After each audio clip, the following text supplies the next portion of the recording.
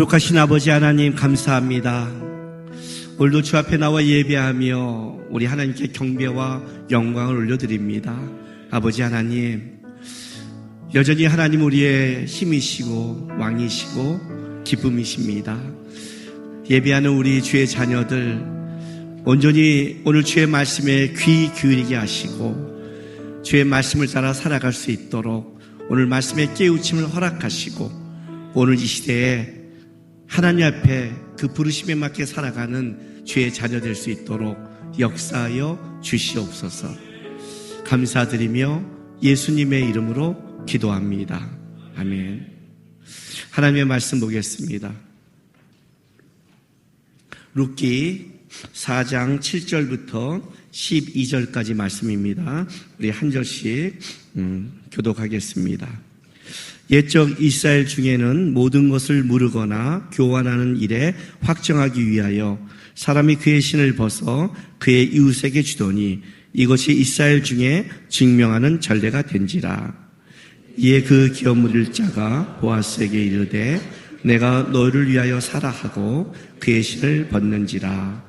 보아스가 장로들과 모든 백성에게 이르되 내가 엘리멜렉과 기련과 말론에게 있던 모든 것을 나오미의 손에서 산 일에 너희가 오늘 증인이 되었고 또 말론의 아내 모압 여인 룻을 사서 나의 아내로 맞이하여 그 죽은 자의 기업을 그의 이름으로 세워 그의 이름이 그의 형제 중과 그곳 성문에서 끊어지지 아니하게 하며 너희가 오늘 증인이 되었니라 하니 성문에 있는 모든 백성과 장로들이 이르되 우리가 증인이 되나니 여호와께서 내 집에 들어가는 여인으로 이스라엘의 집을 세운 라헬과 레와 두 사람 같게 하시고 내가 에브라에서 유력하고 베들레헴에서 유명하게 하시기를 원하며 여호와께서 이 젊은 여자로 말미암아 내게 상속자를 주사 내 집이 다말이 유다에게서 나오준 베레스의 집과 같게 하시기를 원하노라 하니라.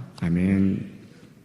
룻기 이제 마지막 결론으로 이제 우리가 말씀을 보고 있습니다.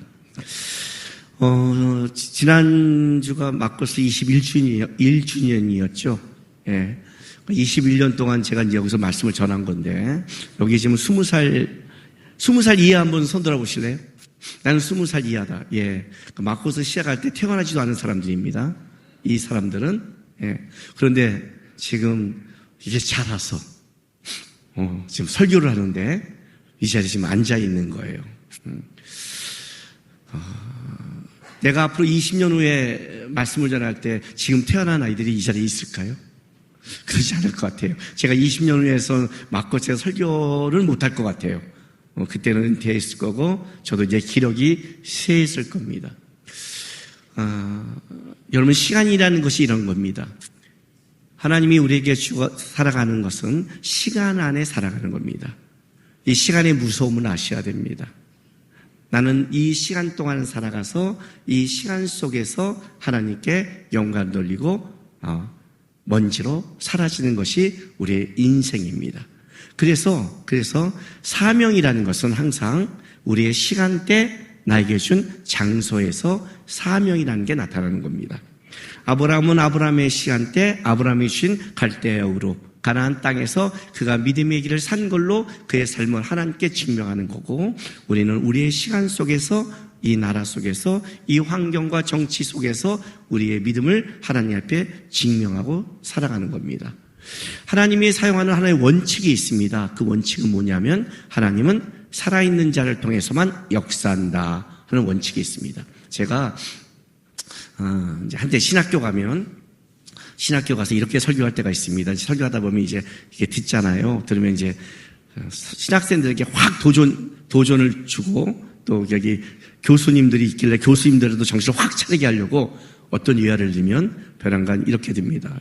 설교하다가 여러분 잠깐 저를 봐주십시오. 그래요. 그럼 이제 이게 다 쳐다보잖아요. 교수님들은 별로 안 쳐다보는 분도 있어요. 목사들 오면 이렇게 고개도 숙이고 뭐 이렇게 하고 근데 쳐다보려니까 어떻게 해요? 쳐다봐야죠. 딱 쳐다보면 내가 이제 싹 보고 일부러 교수님을 바라보면서 이렇게 말합니다. 지금 여기서 설교하고 있는 이 목사가 누구신지 압니까? 그러면 저게 지금 뭔 소리를 하지? 뭐 마커스 김남국 목사 조금 유명하다고 그러나? 이렇게 말해요. 그럼 제가 뭐라고 말하냐면 제가 하영조 목사님이나 옥하는 목사님보다 대단합니다. 그럼 이제 총신 쪽은 옥하는 목사님이니까 눈이 번쩍여요. 저기 미쳤나? 통합 측은 하영조 목사가 또 번쩍여요. 저기 미쳤나? 아니 한때 이 한국 교교의 거성인데 어떻게 네가? 그럼 제가 또 뭐라고 말하냐면 제가 얼마큼 대단하냐면 주기철 목사님과 손영환 목사님보다 대단합니다. 그러면 이제 그때는 더 미친놈을 쳐다보죠. 그래도 한국의 이 순교자의 대표고 그죠? 손영환 목사님 저기 미쳤나 그래요. 그럼 제가 또 이렇게 나갑니다. 제가 아브라함과 다윗보다도 대단합니다. 그러면 이제 저의 미친놈으로 봐요. 그잖아요. 저 미쳤구나 진짜. 그러면 제가 그때 이렇게 말합니다. 지금 제 말을 이해하지 못한 사람은 하나님의 역사와 시간의 법칙을 이해하지 못합니다. 그러니까 그따위로 사는 거예요 그래요. 이때 교수님한테 한번 소리치는 거죠 제가. 왜? 하나님이 지금 이 시대 가운데 하나님이 역사하려면 살아있는 김남국을 통해 역사합니다. 돌아가신 손영환 목사님, 주기철 목사님, 하윤조 목사님, 옥하는 목사님이 아니라 아무리 성경에 기라성 같은 믿음을 갖고 있는 자라 할지라도 아브라함과 다윗 같은 아무리 기라성 같은 하나님이 인정한 자라도 한 번 이 땅을 떠난 자는 하나님이 다시 역사할 수 없다.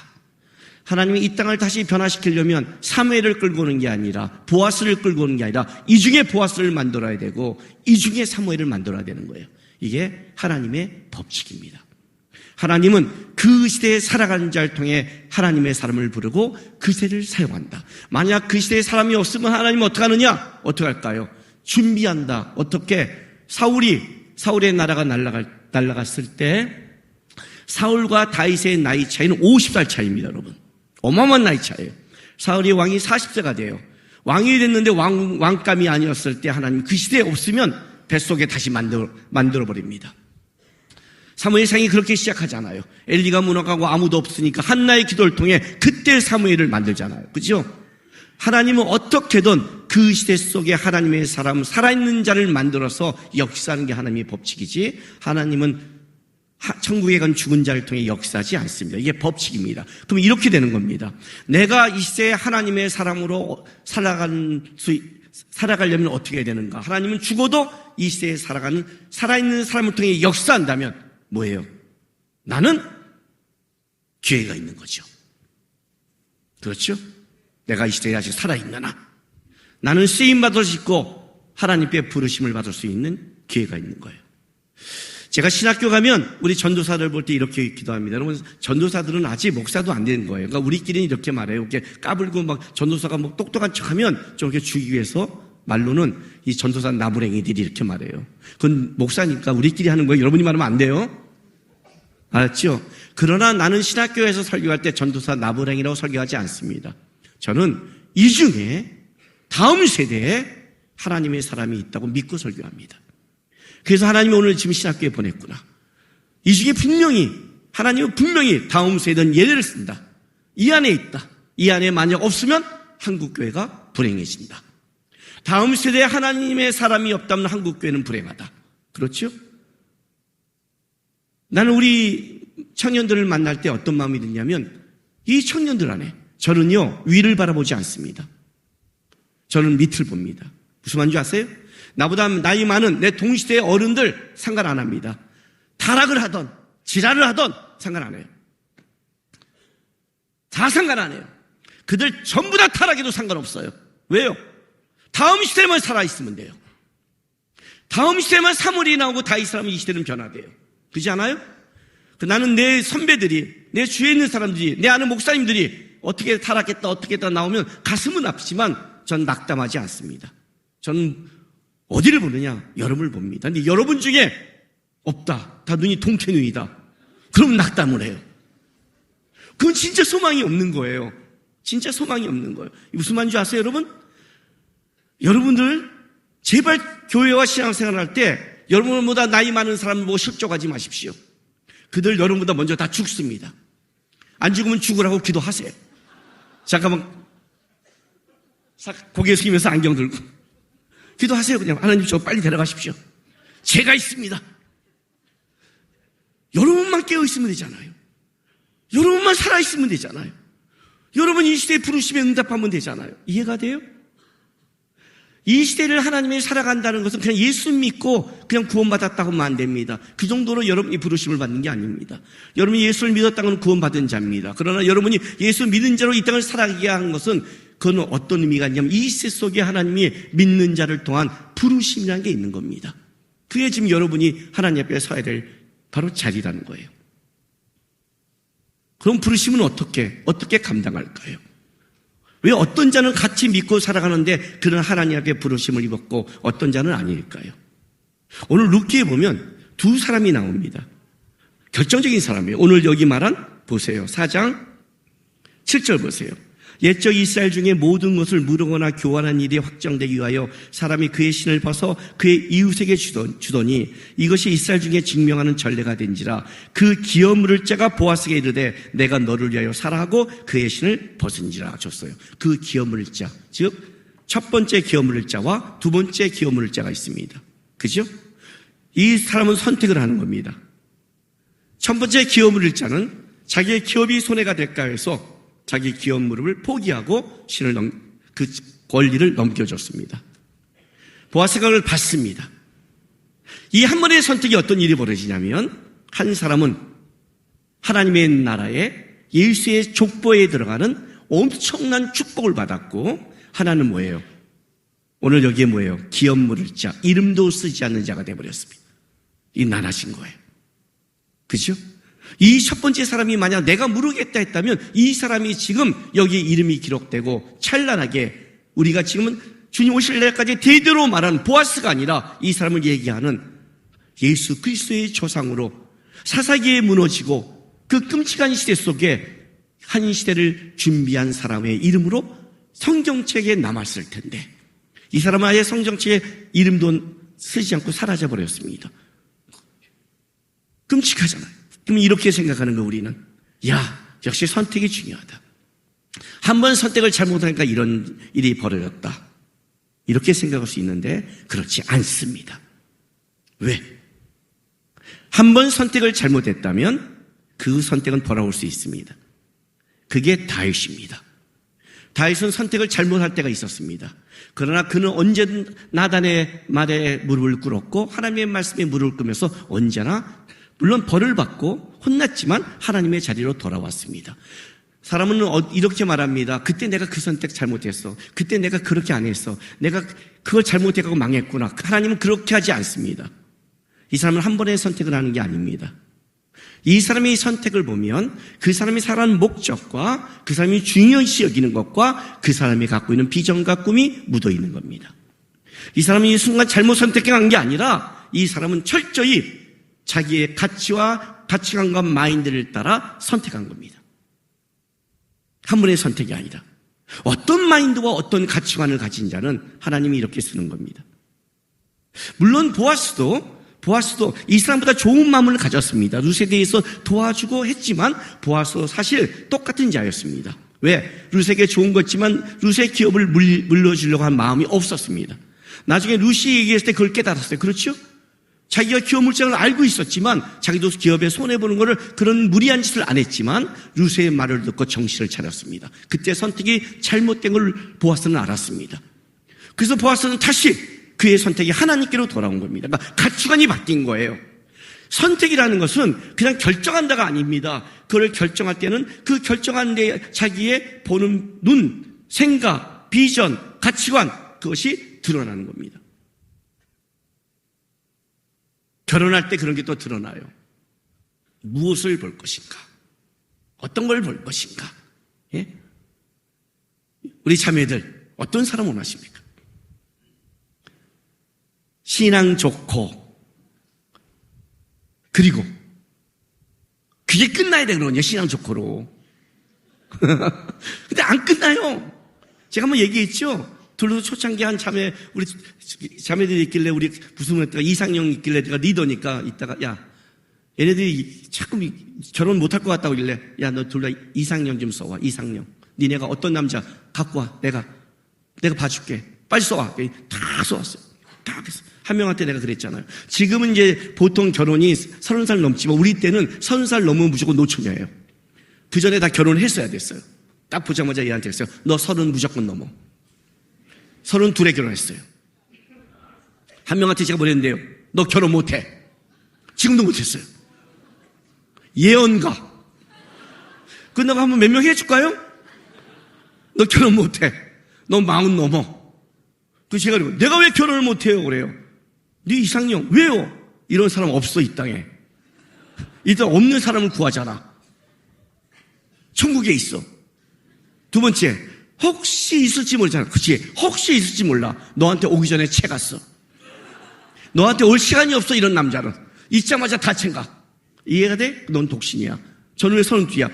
너는 이거 깨져야 돼. 너 30 넘으면 이거 지금 네가 보고 있는 거 깨져.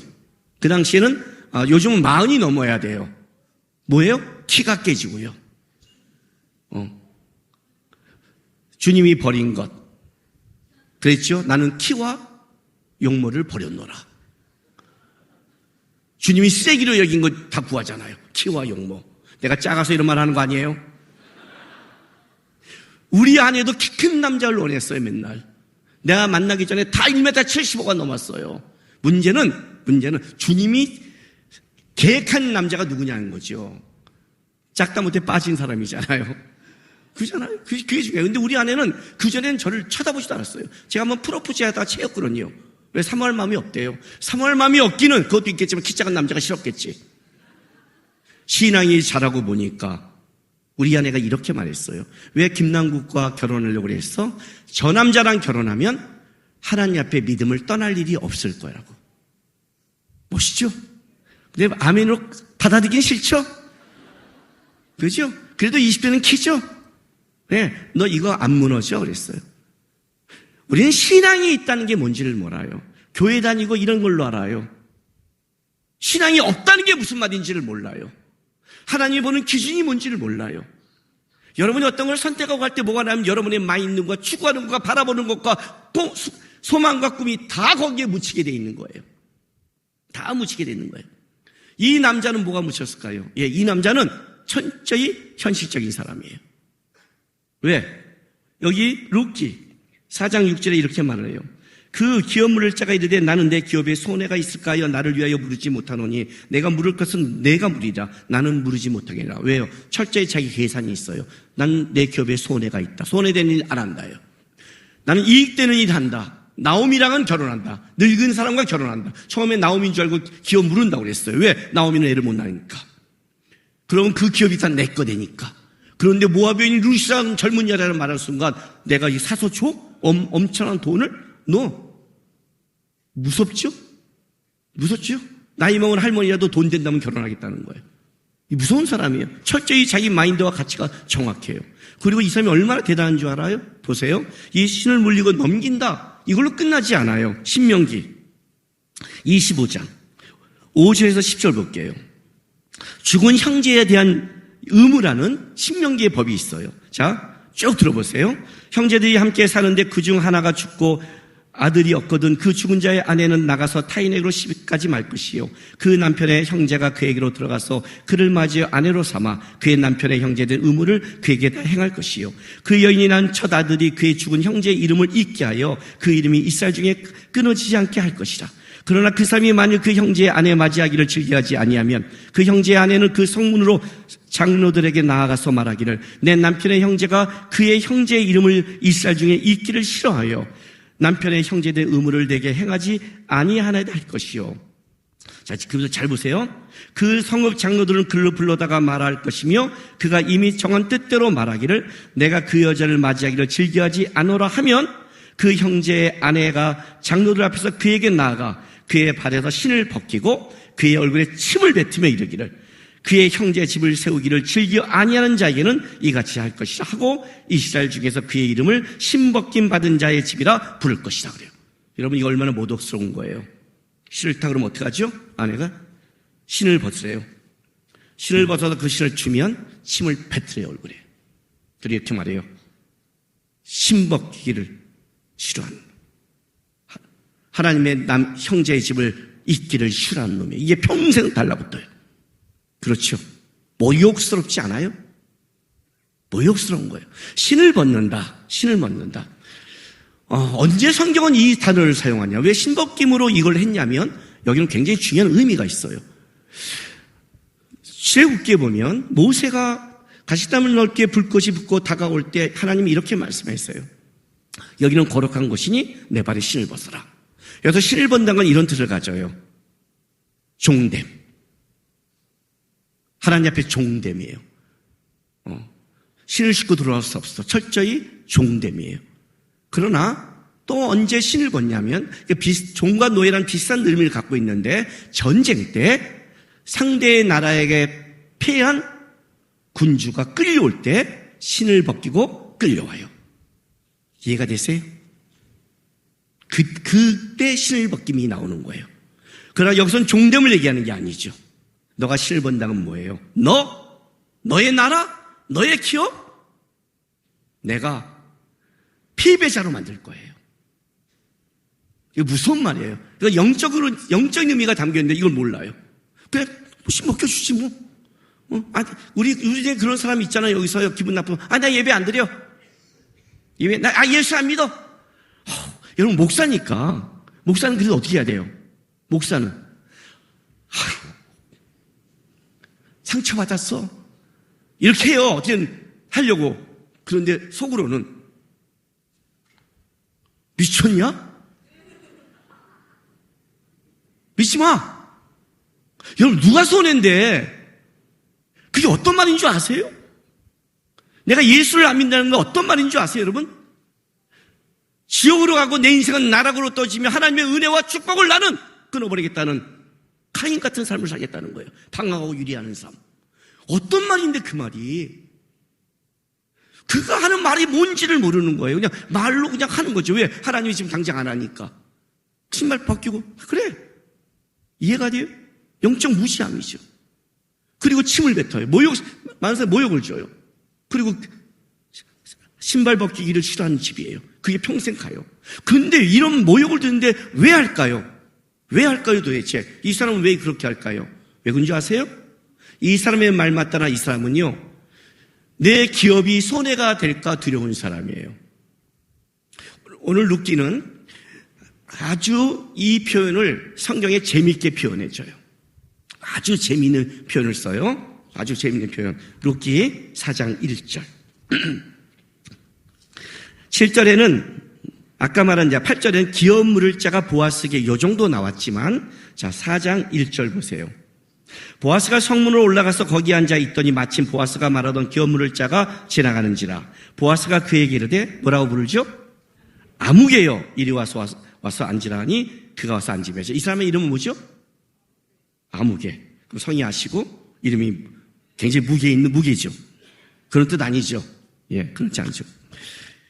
이 아무개라는 뜻은 펠로니 말모니라는, 히브리어는 펠로니 말모니 이렇게 부르는 거예요.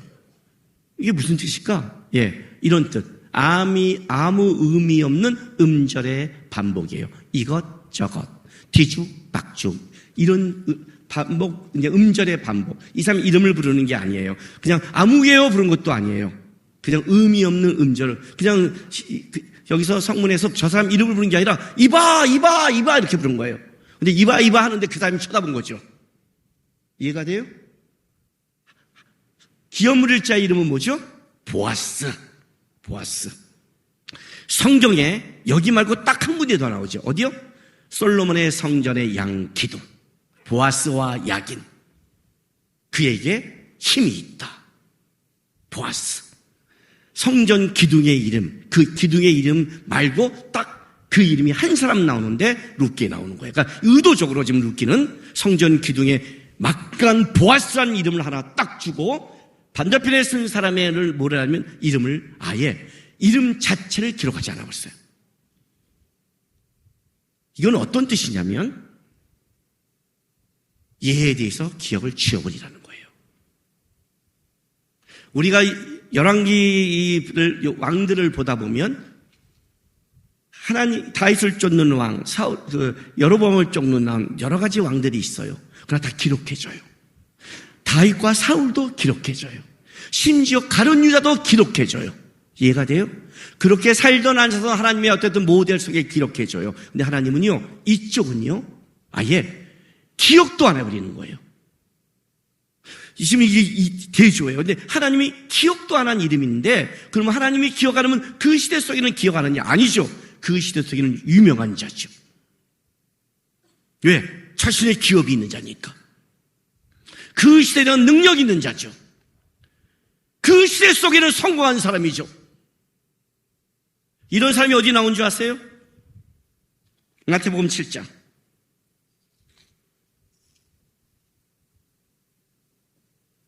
21절부터 읽어줄게요. 나더러 주여 주여 하는 자마다 다 천국에 들어갈 것이 아니요 다만 하늘에 계신 내 아버지의 뜻대로 행하는 자라야 들어가리라. 그날에 많은 사람이 나더러 이르되 주여 주여 우리가 주의 이름으로 선지자 노릇하며 주의 이름으로 귀신을 쫓아내며 주의 이름으로 많은 권능을 행하지 아니하였나이까 하리니 그때 내가 그들에게 밝히 말하되 내가 너희를 도무지 알지 못하니 불법을 행한 자들아 내게서 떠나가라 하니라. 보세요. 이 사람이 어떤 사람인 줄 아세요? 이렇게 말하는 거예요. 하나님 앞에 서서 나 선지자 노릇을 쓴 거예요. 여러분, 그 시대의 선지자 노릇도 얼마나 유명할까요? 그 시대의 선지자 노릇한 사람이 얼마나 유명할까요? 그 시대의 권능을 행한 자 얼마나 유명할까요?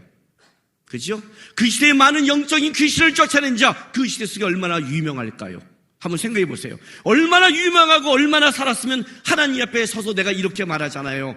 내가 주님 선지자 노릇 했습니다.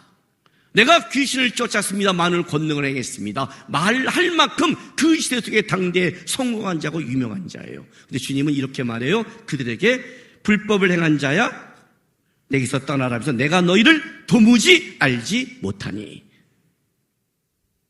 나 너 이름 몰라. 이렇게 말하는 거예요. 너 누구니? 목사님 내가 그 시대에 어떤 역사를 너 누구냐고. 네가 언제 내 기업을 위해서 네 기업을 했지? 우리의 착각. 시대 속에 유명하면 자기가 유명한다고 착각한다.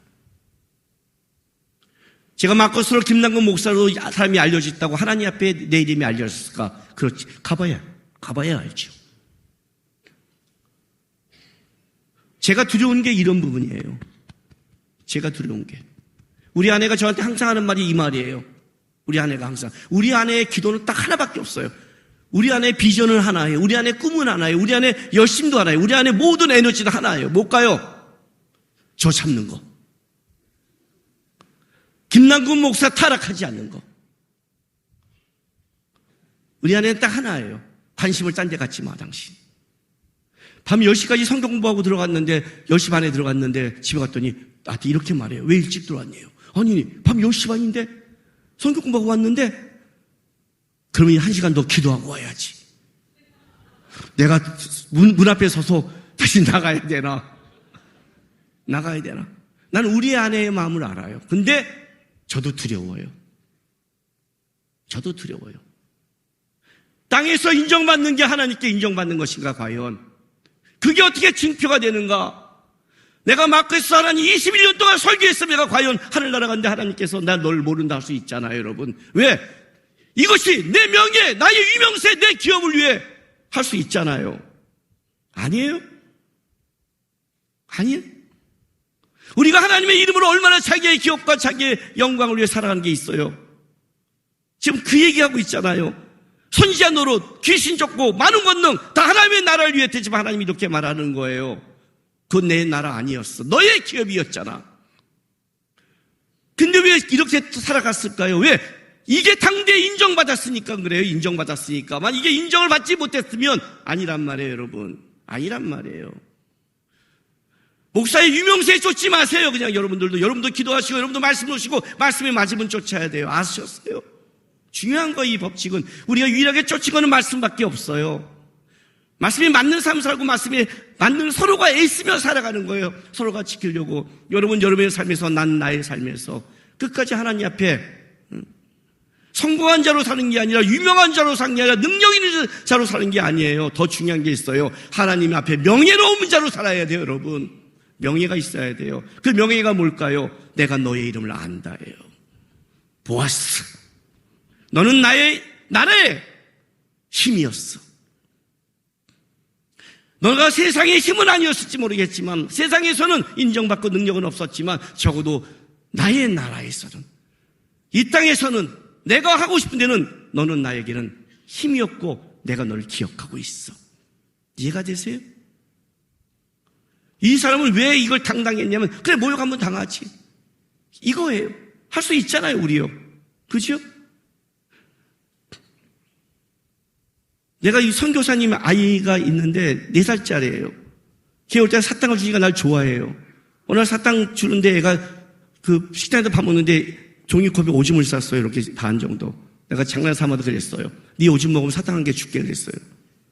먹어요, 안 먹어요? 얘가 날 이상한 놈 쳐다봐요. 2개 줄게 그랬어요. 4개 줄게 니까 얘가 고민하기 시작해요. 이건 시험에 들었다는 거예요. 그때 결장터를 놨죠. 사단처럼.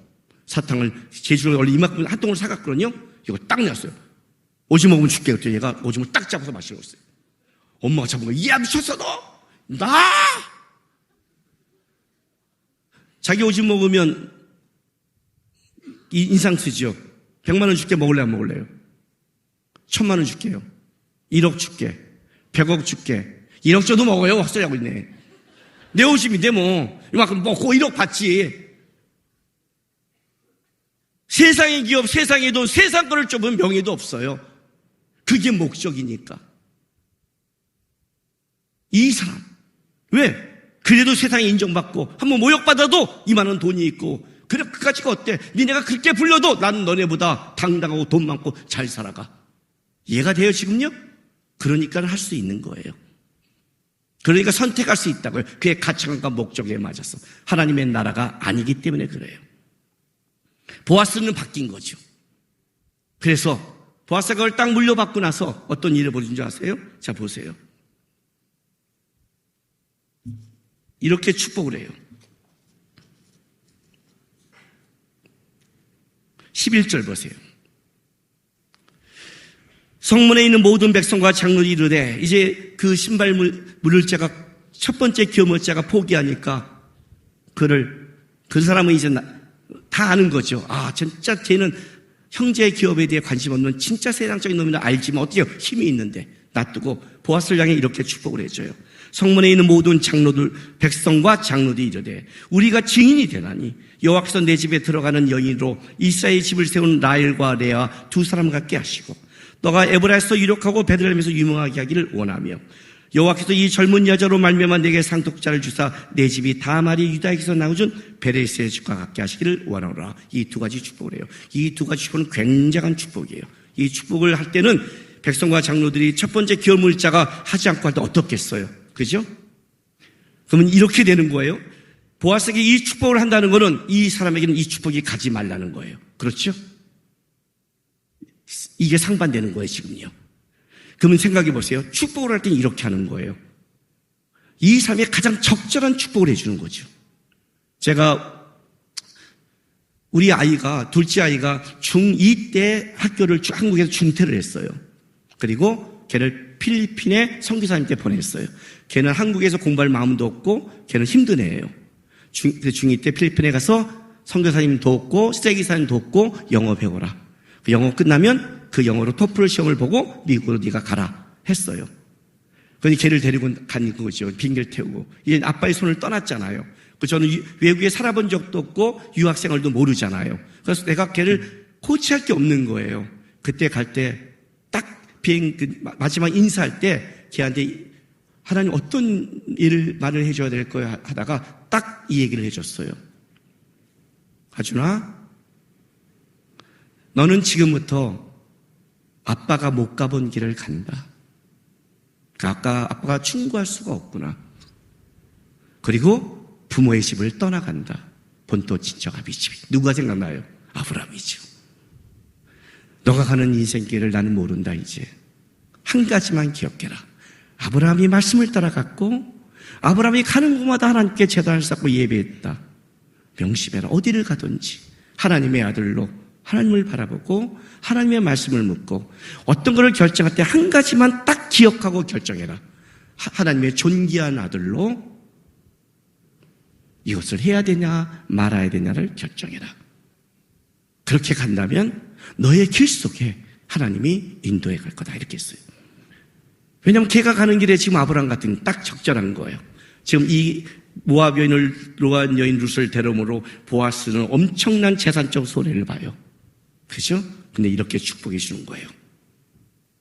라헬과 레아가 깨하고, 라헬과 레아가 누군데요?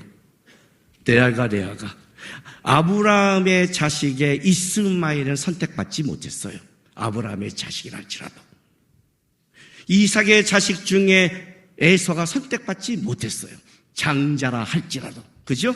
야곱의 특징이 뭔지 알아요? 아브라함은 믿음의 조상, 믿음이 뭔가를 보여주는 사람이라면 이삭은 어떤 특징이 아니면 믿음의 첫 세대가 어떤 건지를 보여주는 거예요. 야곱은 뭔지 알아요? 하나님의 선택이 어떤 건지를 보여줘요. 그래서 라헬과 레아가 난 자식들은 100% 완벽하게 하나님의 선택에 들어와요. 12지파에. 루벤이 그렇게 잘못했는데 비라와 간통하는 끔찍한 죄를 져도 버리지 않아요. 라헬과 레아가 갖게 하시고 뭐예요? 너의 집이 하나님 앞에 영원한 선택이 되기를 원한다. 엄청난 축복이죠. 너의 집이 하나님의 영원한 축복이 되기 원한다. 너의 자식이 난 모든 것은 하나님의 기업이 되기 원한다. 어떤 잘못을 해도 너에게는 하나님의 이름이 있는 기업이 되기 원한다. 이 첫 번째 축복을 해준 거예요. 두 번째 축복이 뭔지 아세요? 다말이 유다에게서 난 베레스 같이 이 축복을 해줘요. 이건 굉장한 거죠. 왜? 다말은 엘이라는 저 장자와 결혼을 해요. 그러나 그가 하나님께 범죄해서 그가 죽어요. 둘째 오난을 넣어요. 근데 오난이 여호와의 집, 여호와 앞에서 형제의 집을 잇기 싫어해서 관계하다가 땅에다 설정을 해버렸어요. 하나님이 분노해서 죽여버려요. 셋째 셀라에게 줘야 되는데 아들 둘이 죽자 유다가 안 주는 거예요. 그래서 다말이 어떻게 해요? 창녀처럼 변장해서 셀라 죽이기 시작하니까 창녀처럼 해서 자기 시아버지랑 관계를 맺고 애를 낳은 게 베레스잖아요. 근데 베레스가 그냥 태어나지 않죠. 자, 창세기 볼게요. 38장. 이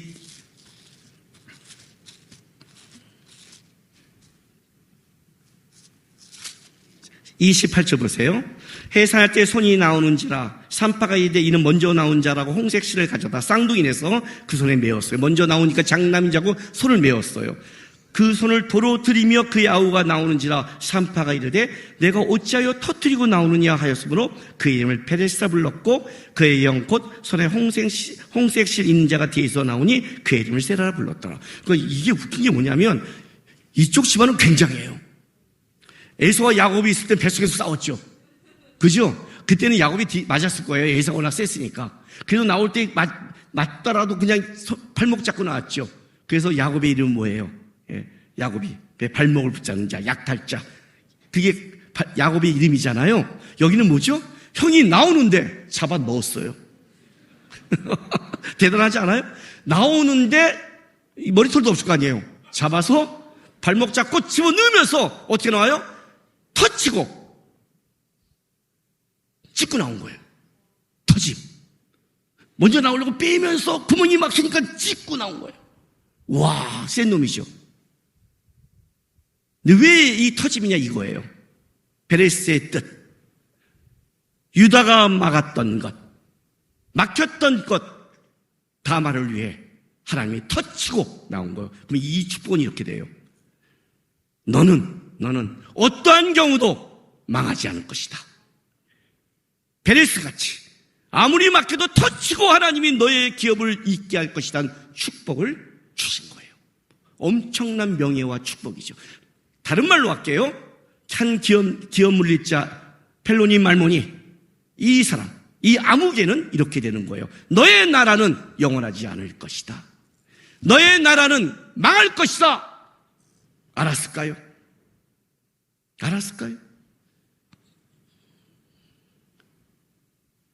저는 이 시대의 청년들이 어떻게 된다고 생각하세요? 나는 이 시대의 청년들이 좀 담대하고 강대했으면 좋겠어요. 여러분의 인생 속에 하나님을 향해서 좀 다 자기의 기업만 생각하는 시대예요. 다 자기의 미래만 생각하는 시대예요. 맨날 뭘 먹을까 마실까 입을까만 생각하는 이 시대예요. 힘을 잃었다고 묻고 상담하면 하나님의 나라를 위해 통하는 자는 없어요. 하나님 위해 내가 어떻게 살아야 될까 고민하는 자도 없어요. 다 여러분의 문제, 애인과 헤어졌다, 직장이 그렇다, 가족이 그렇다, 모두 자기의 문제 속에, 다른 말로 할게요, 세상 사람의 무너짐과 똑같아요. 그 무너짐의 얘기가 첫 번째 기업물질랑 똑같은 거예요.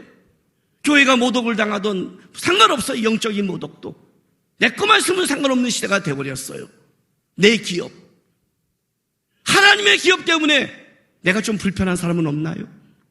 하나님의 기업을 위해서 내가 좀 손해보면 안 되나요? 보아스처럼 나에게 준 재능과 능력을 하나님의 나라를 위해서 좀 애쓰는 사람은 살면 안 되나요? 안 되나요? 제가 청년 때 교회에서 봉사를 했어요. 교사로서요. 나의 청년 때 꿈은 이거였어요. 불교 집안에 왔기 때문에 늦게 신앙생활을 했어요. 하나님이 나의 이름을 알았으면 좋겠고, 그래서 내가 먼저 하나님을 알고 싶어서 성경을 미친 듯이 읽었어요. 아주 간단해요. 교회 모든 신앙생활을 다 참여했어. 왜 그런 줄 알아요? 모태신앙, 3대째 신앙 속에서 내 이름을 기억하려면 내가 하나님 앞에 그렇게 살아가야겠구나. 먼저 그렇게 살지도 않고 나를 기억하는 게 말이 안 되는구나. 나는 어차피 불교 집안에 왔다면 내가 모태신앙 속을 이기려면 방법이 없다. 더 많이 하나님의 나라에, 더 하나님의 일에, 더 많은 예배에, 더 많은 말씀에, 더 많은 기도에, 더 많은 가치 있는 것에 내 삶을 가야겠구나. 그렇게 했어요. 가다가 교회 봉사를 하는데 교회에 있으면 쓰레기를 버리는 게 있었어요. 그 쓰레기 어떻게 한 줄 아세요? 많은 사람한테? 교사가 50명이에요. 교사 50, 큰 교회 했으니까 놔두라고. 우리 때는 그 쓰레기를 옛날에는 밖에 나가 소각시켰어요. 불로 태웠어요. 옛날은 그 소각식장이 있었어요. 지금처럼 재활용으로 버리는 게 아니라 제가 가지고 와서 그걸 태웠어요. 맨날 태웠어요. 왜 그런 줄 알아요?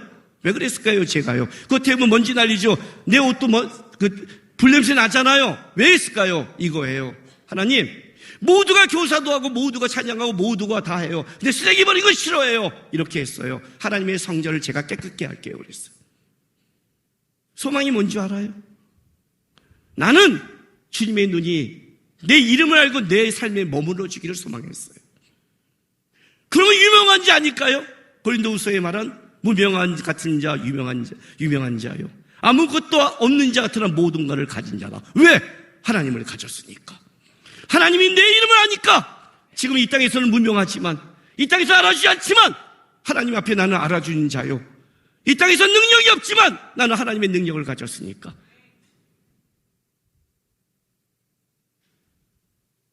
여러분의 재능, 여러분의 능력, 삶, 무엇을 위해 쓰시겠습니까? 오늘 룻기가 말하는 겁니다. 그래서 사다기가 온 거예요. 각자 자기의 소견대로 다 네 것만 살아가는 시대 속에 룻이 보아스 기업물질을 통해 하나님의 일에 애썼다. 나는 그의 이름을 안다.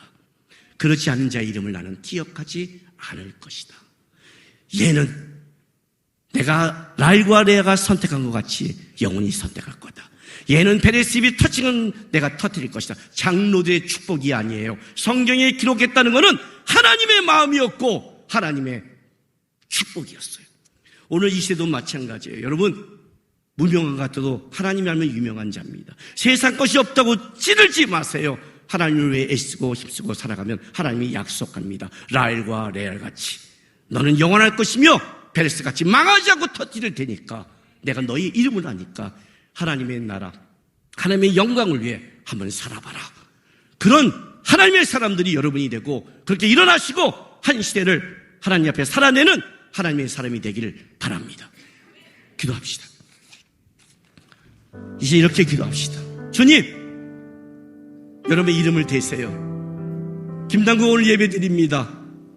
제 이름이 하나님 앞에 잊혀지는 이름이 아니라 하나님이 기억하는 이름, 천국에 가도 하나님이 내가 너를 안다는 하나님의 머릿속에 있는 이름, 그리고 하나님의 그 삶 속에 내 삶이 살아내는 그 이름 되게 도와달라고, 하나님의 사람이 되게 해달라고 우리 시간 다 같이 주여 한번 외치면서 기도하며 나가겠습니다. 주여! 할렐루야. 아버지 하나님 감사합니다. 하나님 오늘도 이 자리에 나왔습니다. 그 기회를 통해서 하나님이 존귀하게 여기는 이름과 하나님이 기억도 하기 싫은 사람의 이름을 받습니다. 주님, 구원해 주시고 은혜 주시고 끌어가시는 우리 하나님, 우리가 그 하나님의 이름을 부르면서 내 속에는 나의 기업 내 것 무엇을 먹을까 마실까 입을까만 살아가는 사람 되지 않게 도와주옵소서. 너희는 먼저 그의 나라와 의를 구하라고 했습니다. 주의 나라를 위해, 주의 영광을 위해, 주의 공의를 위해 오늘 내가 무명한 것 같지만 애쓰고 힘쓰고 하나님의 기업과 나라를 위해서 살아가는 그런 하나님의 백성이 일어나게 하시고, 그런 하나님의 백성이 여기 기도하는 다음 세대 주의 자녀가 되게 기름 부어주시고 역사하여 주시옵소서. 아버지 하나님,